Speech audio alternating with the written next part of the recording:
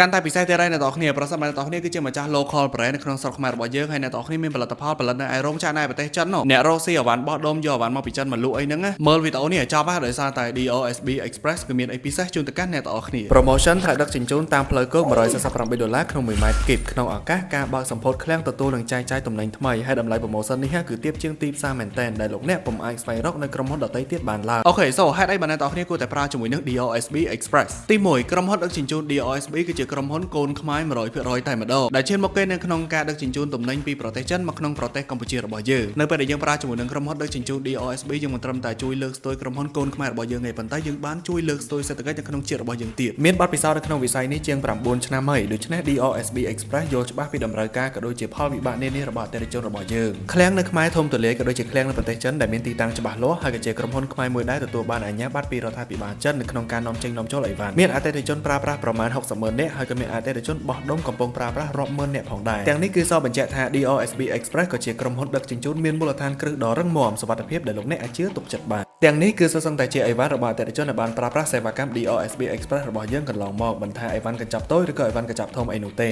គឺចូលពេញបបឃ្លាំងតែម្ដងដូច្នេះបងប្អូនណាអាចជឿទុកចិត្តបានហើយប្រសិនបើយើងជួបបញ្ហាអីគេយើងដោះស្រាយឲ្យភ្លាមៗអត់ចាំមកយូរទេនិយាយរួមគឺសេវាកម្មល្អតែម្ដងហើយបាច់ភ័យទេអីវ៉ាន់របស់យើងមកដល់ខ្មែរហ្នឹងគឺគេវាស់មានខ្នាតមានអីវាស់ត្រឹមត្រូវបាច់ភ័យទេគេមានច្បាស់លាស់មែនតើរបស់គេហ្មងណាអតិថិជនរបស់ DOSB Express កាន់តែអែមទៀតដោយសារតែយើងមានសេវាកម្មផ្ដល់ជូនព័ត៌មាន24ម៉ោងតែម្ដងប្រសិនបើតោះគ្នាឆាតមកយើងភ្លាមគឺយើងឆ្លើយភ្លាមអត់ចាំយូរដោយក្រុមហ៊ុនដទៃនោះទេលើពីនឹងទៅទៀតពួកយើងក៏មានការផ្ដល់ជូនលក្ខខណ្ឌបត់បែនទៅតាមអតិថិជននីមួយៗផងដែរឃើញអត់ណាតោះគ្នាប្រើ DOSB Express គឺចំណេញបែបហ្នឹងណា